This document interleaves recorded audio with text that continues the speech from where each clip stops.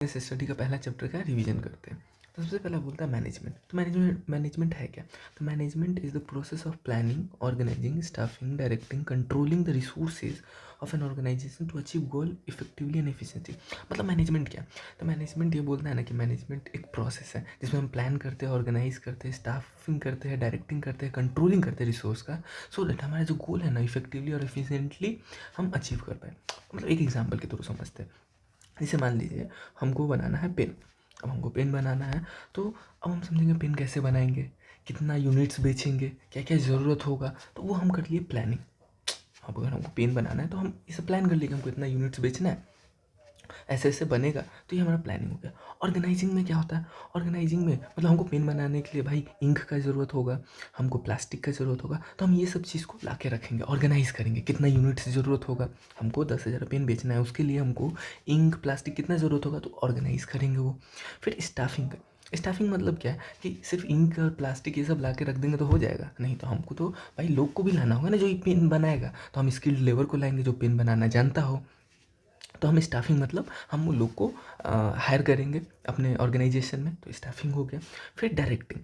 अब हम अपने ऑर्गेनाइजेशन में सारा स्टाफ या जो भी एम्प्लॉय को हायर कर देता है, तो ऐसे ही छोड़ देंगे थोड़ी काम चलेगा। उसको तो मोटिवेट भी करते रहना होगा, सुपरवाइज भी करते रहना होगा कि भाई ये जो भी स्टाफ है, जो भी वहाँ पे लेबर जो भी काम कर रहे हैं वो सही से काम कर रहे हैं कि नहीं। एंड लास्ट में कंट्रोलिंग। कंट्रोलिंग का मतलब क्या होता है? कंट्रोलिंग मतलब हमने समझा ना कि हमको 10,000 पेन बेचना है। अब लास्ट में जाके देखेंगे कि सच में 10,000 पेन बना या बिका कि नहीं बिका। तो जो हमने शुरू में टारगेट सेट किया था ना कि हमको 10,000 पेन बनाना है, तो क्या सच में 10,000 पेन बना कि नहीं बना? मान लो 8,000 पेन बना, तो क्यों बना, रीज़न? तो ये कंट्रोलिंग में देखते हैं कि हमने जो प्लान किया था वो हमने अचीव कर पाया या नहीं कर पाया। तो ये कंट्रोलिंग हो गया। तो ऑफ रिसोर्सेज, सो दैट कि हम अपना गोल गोल मतलब वही जो 10,000 हमने पेन बनाने का जैसे एग्जांपल में लिया, तो ये गोल जो इफेक्टिवली एंड एफिशिएंटली हमने अचीव कर पाया कि नहीं। अब समझो इफेक्टिवली और एफिशिएंटली मतलब क्या होगा। तो इफेक्टिवनेस का मतलब क्या होता है कि हम कंप्लीट करते हैं टास्क को। पेन बनाना है हमको, 10,000 पेन हमको बना के बेचना है, मान लो ये हमारा गोल है। तो क्या हम 10,000 पेन बना पाए कि नहीं बना पाए, ये इफेक्टिवनेस बोलता है। इफेक्टिवनेस बोलता है कि भैया 10,000 पेन बन जाना चाहिए, तो इसको बोलते हैं कंप्लीटिंग द टास्क या अचीविंग गोल। तो 10,000 जो हमने यूनिट्स की बात की थी, तो ये हमने प्रोड्यूस कर पाया कि नहीं। तो अगर प्रोड्यूस कर पाया तो मतलब हम इफेक्टिव है, ठीक है। इफ़िशियंसी मतलब क्या बोलता है कि doing the work with minimum cost. अब ठीक है, सिर्फ पेन बनाना ज़रूरी नहीं, उसके साथ ऐसा है कि मान लो 10,000 पेन बनाने के लिए हमने सोचा था कि 25,000 का कॉस्ट लगेगा, 25,000 रुपया लागत लगेगा, तो हम 10,000 पेन बना पाएंगे। लेकिन एक्चुअल में हमने 35,000 कॉस्ट इनकर कर दिया। तो ये बोलता है यहाँ पे हम इफ़िशियंट नहीं है। इफ़िशियंट क्या बोलता है कि आप डूइंग द वर्क, आप पेन बनाओ बट एट मिनिमम कॉस्ट। जो हमने सबसे कम से कम कितना कॉस्ट लग सकता था, तो हमने प्लान किया था कि 25,000 में बन जाएगा, तो लेकिन अभी बन क्या गया 35,000 में। तो ये हम इफ़िशियंट नहीं। इफ़िशियंट मतलब कि आपको अपना टारगेट तो अचीव करना है लेकिन मिनिमम कॉस्ट पे। इफेक्टिवनेस क्या बोलता है कि आपका जो टारगेट है वो अचीव कर लो, कॉस्ट इसमें नहीं। इफ़िशियंसी में बोलता है कि आप टारगेट तो अचीव करोगे but with minimum cost. Minimum cost के साथ कि जितना कम से कम, देखिए using fewer resources and more output, कि जितना कम लागत लगा के ज़्यादा से ज़्यादा हम आउटपुट, ज़्यादा से ज़्यादा हम पेन बना सकें, तो ये इफ़िशियंसी बोलते हैं। तो एक मैनेजर को दोनों चीज़ लेके चलना पड़ता है। इफेक्टिव होना पड़ता है कि हमारा गोल भी अचीव हो जाए, हम उतना यूनिट्स प्रोड्यूस भी कर पाए, और इफ़िशियंसी मतलब हम कम रिसोर्सेज लगा के, कम कॉस्ट लगा के हम प्रोड्यूस कर पाए इतना। अब समझिए, अब देखिए आप मैनेजमेंट क्या बोलता है, एक प्रोसेस है, प्लानिंग, ऑर्गेनाइजिंग, स्टाफिंग, डायरेक्टिंग। ये पूरा प्रोसेस करने के बाद हम गोल को अचीव कर पाए, सो दैट इफेक्टिवली हम अचीव कर पाए गोल, और इफिशिएंटली विथ मतलब कम कॉस्ट के साथ। तो ये मैनेजमेंट हो गया। अब मैनेजमेंट को अदर टर्म में भी सिंपली बताया कि आप कोई भी काम है, ठीक है, उसको करना by people using available resources wisely, मतलब इफेक्टिवली और इफिशियंटली हम कोई भी काम को करें तो वो मैनेजमेंट हो जाएगा, ठीक है। अब क्या बोलता है मैनेजमेंट हर ऑर्गेनाइजेशन में ज़रूरत है, आपके बिजनेस में ज़रूरत होता है, आपके स्कूल्स में ज़रूरत होता है, हॉस्पिटल्स में, गवर्नमेंट ऑफिस, एनजीओ, हर जगह, इवन आपके पर्सनल लाइफ में भी क्या होता है, मैनेजमेंट का ज़रूरत होता है। अब क्यों ज़रूरत है तो अगर मैनेजमेंट क्यों ज़रूरत है उसके बारे में देखते हैं। तो because people in organisation perform different activities. मतलब जैसे हमने पेन बनाने का बात करा था, हमने एग्जांपल लिया था ऊपर, तो अब पेन बनाना है तो अलग अलग लोग अलग अलग चीज़ करेगा। कोई पेन में इंक डालेगा, कोई प्लास्टिक प्रोड्यूस करेगा, कोई पैकेज करेगा इसको।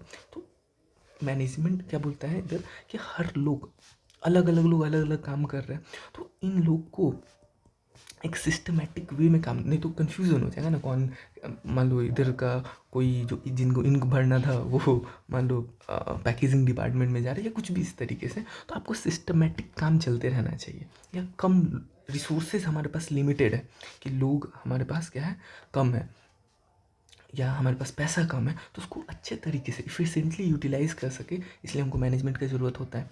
गोल मस्ट बी अचीव, और सिंपली भाई गोल अचीव करना तो विदाउट मैनेजमेंट बहुत मुश्किल हो जाता है गोल को अचीव करना, तो इसलिए मैनेजमेंट ज़रूरी है। तो without management there will be confusion होगा, कौन कौन सा काम करेगा, वर्क असाइन नहीं है, या फिर वेस्टेज ऑफ रिसोर्स सही से यूटिलाइज नहीं हो सके। जैसे हमने नीचे देखा था कि 25,000 सोचा था, 25,000 का कॉस्ट लगना चाहिए था, पर लग कितना गया, 35,000 रुपये।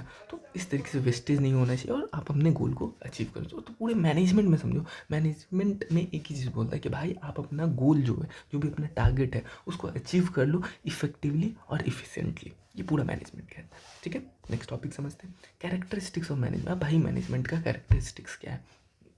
कैरेक्टरिस्टिक्स मतलब बोलते फीचर क्या है। तो सबसे पहला वही बात, गोल ओरिएंटेड, कि आपके ऑर्गेनाइजेशन में कुछ टारगेट होगा। जैसे हमने भी टारगेट बनाया कि 10,000 यूनिट हमको पेन सेल करना, प्रोड्यूस करके सेल करना है, तो ये हमारा टारगेट हो गया। तो टारगेट को अचीव करवाने में कौन हेल्प करता है? मैनेजमेंट हेल्प करवाता है। Every organisation has goal and management direct all effort to achieve that goal, कि उस गोल को अचीव करवाने के लिए जो जो चीज़ ज़रूरत है वो मैनेजमेंट आपको बता देगा। दूसरा, परवेसिव मैनेजमेंट रिक्वायर्ड एवरीवेयर। हमने पढ़ा हर जगह मैनेजमेंट, इवन आपके पर्सनल लाइफ में भी आपको मैनेजमेंट का ज़रूरत होता है। मान लो आपको एग्ज़ाम देना है और एग्ज़ाम में पास होना है, तो उसके लिए कैसे पढ़ाई करेंगे, कितना आवर डेडिकेट देंगे, तो ये मैनेजमेंट ही हुआ ना। इस तरीके से हम मैनेज करते हैं। फिर सेम फंक्शन बट मेथड में भी डिफरेंट, तो मैनेजमेंट हर जगह ज़रूरत है, बस तरीका चेंज हो जाता है करने का। उसका मल्टी डायमेंशनल भाई। अब मल्टी डायमेंशनल क्या बोलता है? तो मैनेजमेंट जो होता है ना, मल्टी डायमेंशनल होता है। क्या क्या चीज़ का? वर्क का, पीपल का, ऑपरेशन का।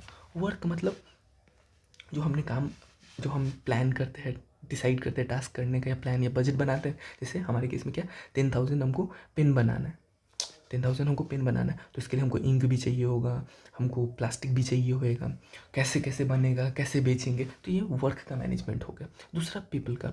अब भाई पेन बनाना है और जो भी इंक और प्लास्टिक लिया है, तो आप लोग को भी तो लाओगे, और लोग को ला के बोलोगे कि हाँ भाई ये बंदा को आपने हायर किया, और उसको बोलोगे कि आप पेन का प्लास्टिक बनाओ, मतलब प्लास्टिक में इंक डालोगे, कुछ भी इस तरीके से अलग अलग लोगों को अलग अलग काम असाइन करोगे। एक को बोलोगे कि आपको पेन मार्केट में जाके बेचना है, मार्केटिंग करना है, तो ये मैनेजमेंट पीपल का हो गया। तीसरा, management of operation. Management of operation क्या बोलता है कि कन्वर्टिंग इनपुट इनटू आउटपुट, मतलब जो भी प्लास्टिक, जो भी इंक हमने खरीदा है, उसमें प्रोसेस करेंगे, उसमें कुछ तो प्रोसेस करके, और लास्ट में पेन बन जाएगा। मान लो रिफिल करेंगे उसमें, उसको सेट करेंगे, देन पैकेज करेंगे, एंड लास्ट में पेन निकलेगा। तो ये जो ऑपरेशन जो हो रहा है ना, इसको बोलते हैं मैनेजमेंट ऑफ ऑपरेशन। तो तीन चीज़ का मल्टी डायमेंशनल होता है। किस किस चीज़ का? वर्क का, जो हमने काम, हमने प्लान किया, हमने बजट किया, हमने जो भी इस चीज़ को बनाने के लिए क्या क्या करना होगा, उसका हो गया वर्क। उसके बाद मैनेजमेंट ऑफ पीपल। पीपल मतलब लोग को जो भी हायर किया, तो उनको असाइन कर दिया है कि हाँ भाई ए कोई भी एक इंसान है, उसको ये काम करना है, बी है उसको वो काम करना है, तो असाइन कर दिया। एंड तीसरा ऑपरेशन, कि हाँ अब रॉ मटेरियल से फिनिश्ड गुड बनाने के लिए जो भी प्रोसेस लगा, उस चीज़ का मैनेजमेंट करना मैनेजमेंट ऑफ ऑपरेशन कहलाता है। अगला, it is continuous process. Management क्या है? कंटिन्यूअस प्रोसेस है। तो मैनेजमेंट में हमने पढ़ा था ना, प्रोसेस मैनेजमेंट में क्या होता है? Planning, organising, staffing, directing, controlling. तो हमने एक टारगेट बनाया 10,000 पेन बनाने का। मान लो एट द ईयर एंड हमको पता चला हम 10,000 अचीव कर लें, तो यहाँ पे एंड थोड़ी हो जाता है। फिर नेक्स्ट ईयर आएगा, नेक्स्ट मंथ आएगा, वहाँ पे आपको फिर से एक नया प्लान बनाना पड़ेगा और नया टारगेट सेट करना पड़ेगा, एंड देन उसको अचीव करने के लिए आपको लग जाना पड़ेगा आपके ऑर्गेनाइजेशन को। तो ये कभी एंड नहीं होता है। जब तक आपका ऑर्गेनाइजेशन चल रहा है, तब तक आपका मैनेजमेंट चलते रहेगा। अगला, ग्रुप एक्टिविटी। अब मैनेजमेंट क्या होता है ना, आप अब एक ऑर्गेनाइजेशन है, ठीक है, उस ऑर्गेनाइजेशन में, जैसे हम अपना एग्जांपल ही लेते हैं, पेन बनाना है, उस ऑर्गेनाइजेशन में काम कौन करेगा? तो लोग काम करेंगे, ठीक है, लोग काम करेंगे। तो इन लोगों के बीच में ना कॉपरेशन और कोऑर्डिनेशन बहुत ज़रूरी है। अलग अलग लोग अलग अलग काम कर रहे हैं, अब इन लोग में ही नहीं बन रहा है, अगर इन लोग में ही वो लड़ाई झगड़ा कर ले रहे हैं तो फिर तो प्रॉब्लम है, फिर तो आपके ऑर्गेनाइजेशन के लिए दिक्कत है। तो इन लोगों के बीच में कोऑर्डिनेशन कोऑपरेशन करवाने में कौन हेल्प करता है? मैनेजमेंट। मैनेजमेंट हेल्प करवाता है ये चीज़ में, ठीक है। मैनेजमेंट क्या है? ग्रुप एक्टिविटी है कि इन सब का साथ चाहिए होगा अगर एक प्रॉपर मैनेज्ड आपको फॉर्म बनाना है, मैनेजमेंट को अप्लाई करना है तो। अगला डायनामिक फंक्शन है। Management adapt changes in the environment. अब क्या होता है ना, इन्वायरमेंट में बहुत सारा चेंजेस होते रहता है। जैसे हम पेन बना रहे हैं और बाहर से डिमांड आ गया, मान लो कि हम लोग मान लो ब्लू पेन ब्लैक पेन ऐसा इंक का पेन बना रहे हैं और बाहर से बोल रहे हैं कि उसको सतरंगा पेन चाहिए 7 कलर्स में जो उगता हो। तो अब भाई हम उसको मना थोड़ी कर सकते। मान लो मैसिव लोग, ज़्यादातर लोग यही बोलेंगे हमको सतरंगा पेन चाहिए, तो अब भाई उसके हिसाब से आपको मैनेज करना पड़ेगा, उस हिसाब से आपको अडॉप्ट करना पड़ेगा कि हाँ 7 कलर्स का पेन हमको बनाना है, तो उसको अडॉप्ट करके और फिर मैन्युफैक्चर करना स्टार्ट हो। तो आपको फ्लेक्सिबल रहना पड़ेगा कि हाँ जैसा मार्केट बोल रहा है उस हिसाब से आपको अडॉप्ट करने का ताकत रहना चाहिए। अगला इंटेंजिबल फोर्स। इंटेंजिबल फोर्स जिस जो जो हम देख नहीं सकते वैसा फोर्स, जिससे आपका डिसिप्लिन हो गया, मोटिवेशन हो गया, रिजल्ट हो गया। तो मैनेजमेंट इंटेंजिबल फोर्स को भी कंसिडर करता है। तो हमने क्या पढ़ा कि कैरेक्टरिस्टिक, हमने फीचर पढ़ा कि मैनेजमेंट कैसा होता है। मैनेजमेंट गोल अचीव करवाने में, तो गोल हो गया, गोल गोल ओरिएंटेड प्रोसेस। मैनेजमेंट क्या होता है? परवेसिव, मतलब हर जगह मैनेजमेंट का यूज़ है। मल्टी डायमेंशनल में कौन सा? 3 चीज़, एक वर्क का, एक पीपल का और एक ऑपरेशन का। कंटिन्यूअस प्रोसेस है, कंटिन्यू चलते रहता है। अगला फिर अचीव होगा, फिर दूसरा टारगेट्स सेट करेंगे, फिर उसके लिए लग जाएंगे। अगला क्या है? ग्रुप एक्टिविटी है। ग्रुप एक्टिविटी मतलब इस सबका ज़रूरत पड़ता है मैनेजमेंट में, ठीक है। सबके बीच में कॉपरेशन कोऑर्डिनेशन, जो भी पीपल, जो भी एम्प्लॉय आपके ऑर्गेनाइजेशन में काम कर रहे हो उसके लिए।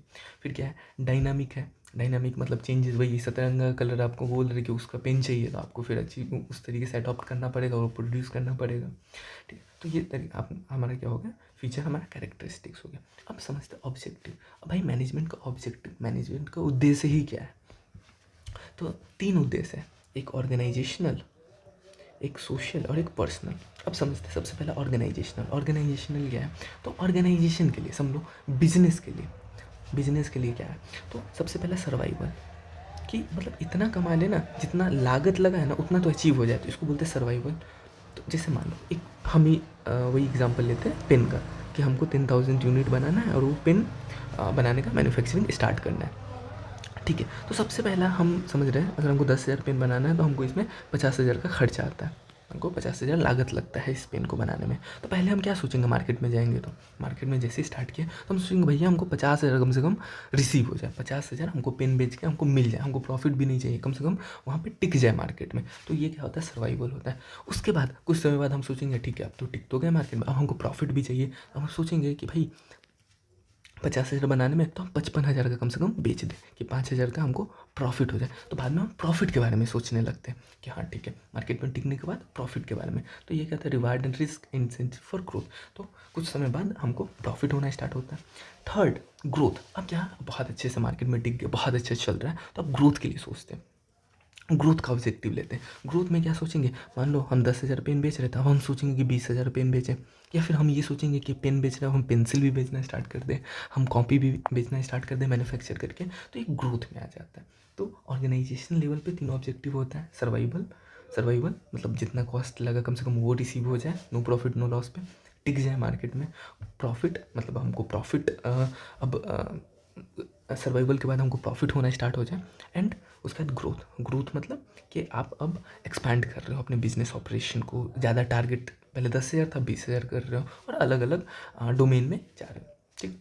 दूसरा क्या होता है? सोशल। अब ये ऑर्गेनाइजेशनल के लिए हो गया। अब सोसाइटी के लिए, तो सोसाइटी को अच्छे क्वालिटी का गुड्स दो। अगर कुछ खाने पीने का गुड्स प्रोड्यूस कर रहे हो तो वो हेल्थ के लिए अच्छा ना हो, ऐसा ना करे। क्रिएटिंग एम्प्लॉयमेंट दो, जो भी अगल बगल है उनको हायर करो, उनको एम्प्लॉयमेंट दो। इको फ्रेंडली, नेचर को डिस्ट्रॉय नहीं करना है, डिफोरेस्टेशन नहीं करना है या प्लास्टिक का यूज़ नहीं करना है वैसा। कंट्रीब्यूटिंग टू इकॉनमी वेलफेयर, आप अपने कम्युनिटी के वेलफेयर के लिए, उनके अच्छाई के लिए सोचो। तो ये सोशल मतलब सोसाइटी के लिए, सोसाइटी का ऑब्जेक्टिव। तो मैनेजमेंट सोसाइटी पे भी फोकस करता है। अगला पर्सनल। पर्सनल मतलब आपके ऑर्गेनाइजेशन में जो लोग काम करते हैं उनके बारे में, बेसिकली एम्प्लॉय के बारे में ये बोल रहा है कि उनको फेयर वेजेस, उनको सही वेजेस दो, इंसेंटिव सो दैट वो अच्छे से जॉब करें, उनको वो जॉब सेटिस्फाइड है, क्योंकि अगर वो सेटिस्फाइड रहेंगे तो अच्छे से काम करेंगे, अच्छे से काम करेंगे तो अच्छे क्वालिटी का गुड्स प्रोड्यूस होगा आपके यहाँ।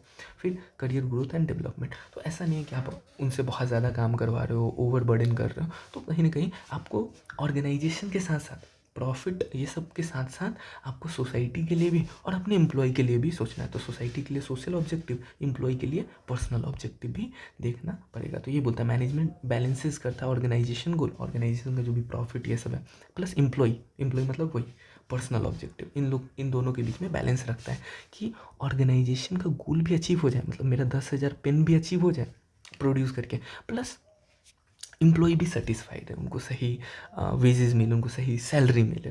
ठीक है, तो ये हमारा क्या हो गया, हमारा हो गया ऑब्जेक्टिव। तो ऑब्जेक्टिव मैनेजमेंट कौन कौन हो गया, ऑर्गेनाइजेशन हो गया, सोशल हो गया और पर्सनल हो गया। ठीक है, अगला इंपॉर्टेंस। अब मैनेजमेंट का कुछ इंपॉर्टेंस देख लेते हैं, क्या क्या मैनेजमेंट इंपॉर्टेंट क्यों है। तो आपको गोल अचीव करवाने में, ग्रुप गोल, तो ग्रुप गोल क्यों बोला कि आपको ऑर्गेनाइजेशन के साथ साथ एम्प्लॉय का भी, दोनों का ऑब्जेक्टिव आपको ये अचीव करता है, तो ऑर्गेनाइजेशन का भी और एम्प्लॉय का, दैट्स वाई ग्रुप गोल। दूसरा है इफ़िशियंसी, कम कॉस्ट में आपको प्रोड्यूस करने में हेल्प करेगा, आपको कॉस्ट कम लगेगा, प्रोडक्टिविटी, ज़्यादा से ज़्यादा आप प्रोड्यूस कर पाओगे गुड्स को। तीसरा help organisation to adapt change, वही सतरंगा पेन के लिए आपको डिमांड आ गया तो आप चेंज के लिए रेडी रहोगे, हाँ ठीक है चेंज भी होगा तो आप फिर वो पेन भी बना के बेचना स्टार्ट करो। तो ये अडॉप्टेड टू चेंज, जो भी बाहर में चेंजेस आ रहा है उसको अडॉप्ट कर सकते हो, तो ये मैनेजमेंट हेल्प करेगा इस चीज़ में। Help employ to achieve personal goal, हमने देखा ही कि मैनेजमेंट का जो भी ऑब्जेक्टिव होता है उसमें से एक ऑब्जेक्टिव क्या है, पर्सनल, तो इसी चीज़ के लिए कि आप एम्प्लॉय के भी गोल को अचीव करवाने में हेल्प करते हो। And contribute to social and economic development, society के लिए भी अच्छा करते हो और इकोनॉमिक के लिए भी, जैसे जीडीपी में कंट्रीब्यूट तो करते ही हो। अब अगला क्या होता है, नेचर ऑफ मैनेजमेंट। तो मैनेजमेंट क्या है ना, मैनेजमेंट आर्ट है, साइंस है, प्रोफेशन पार्शियली, मतलब आधा प्रोफेशनली, मतलब आधा, ज़्यादा पूरा प्रोफेशन नहीं है, प्रोफेशन में पार्शियली है। तो अब देखते क्या है मैनेजमेंट आर्ट कैसे है। तो मैनेजमेंट इज आर्ट क्योंकि थ्योरेटिकल नॉलेज, इसमें थ्योरेटिकल जो भी प्रिंसिपल्स, कुछ मैनेजमेंट के प्रिंसिपल्स होते हैं वो लिखे हुए हैं, वो थ्योरेटिकल में अवेलेबल है, तो इसलिए ये आर्ट भी है। फिर require personal skill and creativity, अब जो भी मैनेजमेंट का जो भी प्रिंसिपल्स लिखा हुआ है थ्योरी फॉर्म में, तो उसको आप अपने हिसाब से, आप अपने हिसाब से उसको इम्प्लीमेंट भी कर सकते हो। दैट्स वाई आप अपने क्रिएटिविटी से, अपने स्किल से उसको इम्प्लीमेंट भी कर सकते हो। एंड प्रैक्टिस एंड एक्सपीरियंस, मतलब जितना ज़्यादा आप इस चीज़ को इम्प्लीमेंट करोगे, जितना ज़्यादा आप इसको प्रैक्टिस करोगे उतना ज़्यादा आपको एक्सपीरियंस बढ़ेगा, इसलिए बोल रहा है आर्ट। जैसे आर्ट में क्या होता है, पेंटिंग, पेंटिंग एक आर्ट है, पेंटिंग आप जितना ज़्यादा करोगे उतना बेहतर होते जाओगे। तो मैनेजमेंट के साथ भी वही है कि जितना ज़्यादा आप इसको प्रैक्टिस करोगे उतना ज़्यादा आप उसमें बेहतर होते जाओगे, तो दैट्स वाई मैनेजमेंट आर्ट है। मैनेजमेंट साइंस भी है, साइंस कैसे है, तो it is a systematic body of knowledge. Systematic body of knowledge मतलब साइंस आपको पता है काउज और इफेक्ट पे चलता है कि ये होगा तो ऐसा होगा, ये करेंगे तो वैसा होगा। तो मैनेजमेंट में भी कुछ ऐसे प्रिंसिपल्स लिखे हुए हैं कि आप ये करोगे तो ये हो सकता है, ये ऐसा हो सकता है, that's why it is a systematic, एक पूरे फॉर्मेट में आपका मैनेजमेंट का प्रिंसिपल्स ऐसा लिखा हुआ है। तो that's why it is a systematic body of knowledge and it is based on observation and experimentation. तो अब साइंस में क्या होता है, कैसे साइंस में कोई भी फार्मूला बनता है उसको एक्सपेरिमेंट करते हैं तब जाके फार्मूला बनता है, उसी तरीके से मैनेजमेंट का भी कुछ प्रिंसिपल्स बना हुआ एक्सपेरिमेंट पे। वो पहले एक्सपेरिमेंट किया गया, फिर देखा गया कि हाँ ये मैनेजमेंट काम करता है, तो उसको फिर लिख दिया गया, ऐसा उसका प्रिंसिपल्स बना दिया गया। That's why it is science, it is uses concept of economic, psychology and sociology. So however it is an inexact science, but because human behavior cannot be predicted exactly, तो ये बोलता है ना एग्जैक्ट साइंस नहीं बोल सकते management को, क्योंकि भाई देखो अपने ऑर्गेनाइजेशन में आप एम्प्लॉई है वही बना रहे हैं, किसके लिए बना रहे हो, कस्टमर, कस्टमर भी कौन है, इंसान है। तो इन लोगों का जो बिहेवियर है ना ऐसा नहीं होता एकदम रिजिड रहता है कि एक ही जैसा ऐसा होगा, सब लोग हैं, अलग अलग लोग का अलग अलग सोच है, अलग अलग बिहेवियर है। तो एग्जैक्टली साइंस को हम मतलब इसको इन एग्जैक्ट साइंस बोलेंगे, एग्जैक्ट साइंस नहीं बोलेंगे मैनेजमेंट को, बिकॉज ह्यूमन बिहेवियर इंक्लूड है इसमें और उसको एग्जैक्टली आप प्रिडिक्ट नहीं कर सकते हो। ठीक है, एग्जैक्टली आप नहीं बता सकते हो हाँ इसके मतलब ह्यूमंस के नेचर्स को। ठीक है, that's why it is in exact science. And last में management as a profession. Profession कैसे, वेल डिफाइंड नॉलेज, मतलब वेल डिफाइंड नॉलेज है, मतलब पूरे वही सिस्टमैटिक वे में आपका लिखा हुआ है। फिर कुछ मैनेजमेंट का इंस्टीट्यूट, जैसे डॉक्टर्स होते हैं, सीईज होते हैं, ये प्रोफेशन है तो उसके अलग अलग इंस्टीट्यूट्स होते हैं। उसी तरीके से मैनेजमेंट के भी अलग अलग इंस्टीट्यूट्स हैं, ठीक है। But it is not fully professional because no compulsory qualification and no legal licence required.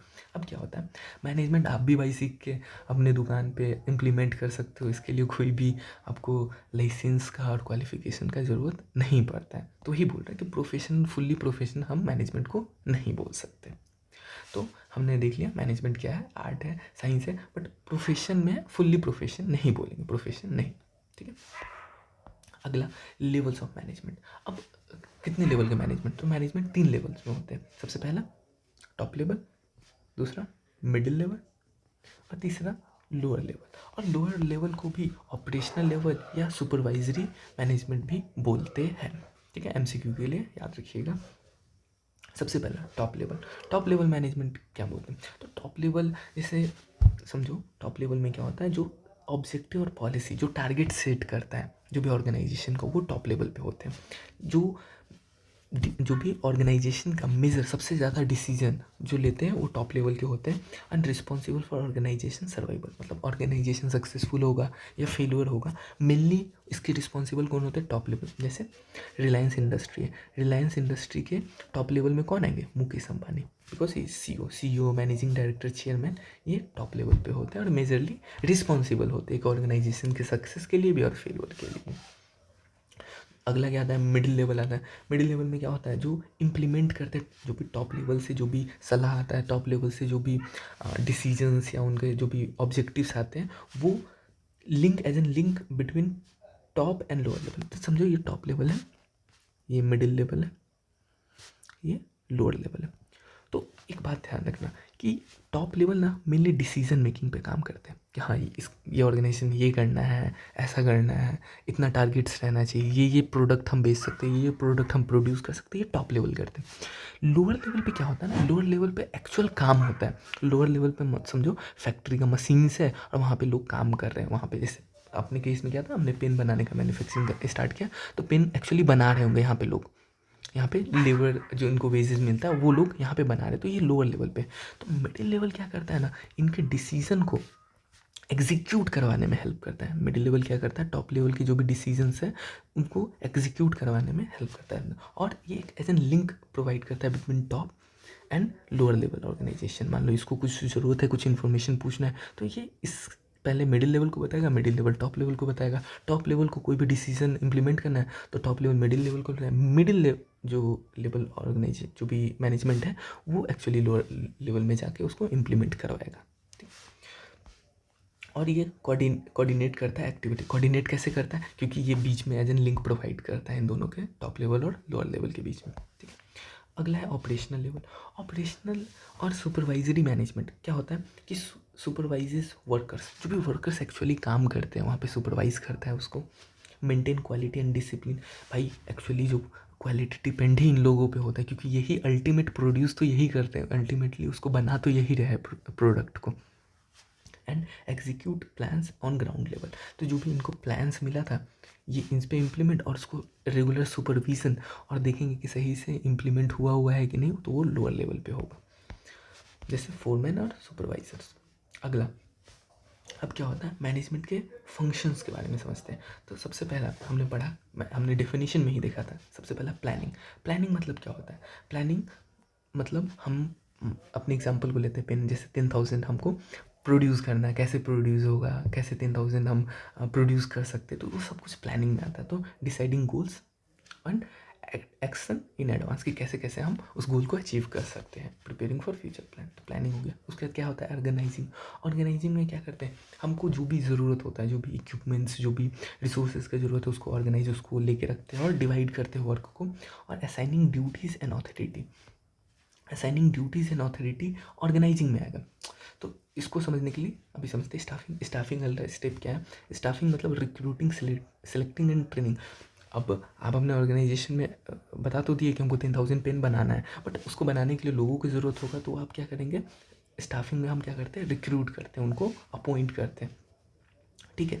अब ये अपॉइंट करने के बाद हम क्या करते हैं, हम उसको ऑथोरिटी और ड्यूटी देते हैं कि आपको ये काम करना है, ऐसे करना है, ठीक है। तो ये असाइनिंग ड्यूटीज़ एंड ऑथोरिटी आपको समझ में आया हो तो ठीक है। फिर स्टाफिंग में आपको समझ में आ ही गया कि स्टाफिंग में हम क्या करते हैं, लोगों को रिक्रूट करते हैं, सही लोगों को रिक्रूट करते हैं। मान लो right person for right job, मतलब अब जिसको पेन बनाने आता है उसको हम पेन बनाने के लिए रखेंगे, जिसको अकाउंटिंग आता है उसको एज एन अकाउंटेंट रखेंगे। तो सही लोग को सही जगह पे रखना ये स्टाफिंग में आता है। अगला डायरेक्टिंग अब लोगों को भी बुला लिए, सब कुछ रिसोर्सेज भी, अब उसको यूटिलाइज़ करवाना, मतलब उसको मोटिवेट करना कि हाँ भाई तुम काम करो, या तुम सुपरवाइज़ करना कि सही से काम हो रहा है कि नहीं, कम्युनिकेट करना जो भी आपका टारगेट्स है, जो भी आपका स्ट्रेटजी है वो चीज़। अगला कंट्रोलिंग में क्या करता है, हमने जो प्लान किया था वो एक्चुअल में अचीव हुआ कि नहीं, वो हम कहाँ देखते हैं, कंट्रोलिंग में। मतलब हमको 10,000 पेन बनाना था, कंट्रोलिंग में जाके हम कंट्रोलिंग में क्या करते हैं, देखते कि भाई 10,000 एक्चुअल में प्रोड्यूस हुआ है कि नहीं। मान लो 8,000 प्रोड्यूस हुआ हो तो हम देखेंगे कि नहीं, अरे 2,000 तो कम पड़ गया, और इसका रीज़न ढूंढेंगे। कंट्रोलिंग में क्या होता है, हम उसका रीज़न ढूंढेंगे कि भाई क्यों हमारा 10,000 या हमारा जो एज पर प्लान था वो अचीव नहीं हो पाया। तो हम कंट्रोलिंग में देखते हैं कि measuring performance and taking corrective action. And last, coordination is the essence of the management. Coordination क्या है, एसेंस है। एज हमने पढ़ा कि मैनेजमेंट ग्रुप एक्टिविटी है, प्लस मैनेजमेंट में ना हर एक चीज़ का कोऑर्डिनेशन, ये सारा का सारा यही चीज़ बोलता है कि आपका जो भी एफर्ट है, जो भी लोग आपके यहाँ काम कर रहे हैं, ये जिस लेवल पे भी काम कर रहे हैं, सबका एक कोऑर्डिनेशन और कोऑपरेशन का ज़रूरत है, तभी आप मैनेजमेंट सक्सेसफुली इम्प्लीमेंट कर पाओगे। ठीक है, होप सो आपको ये रिवीजन समझ में आया हो।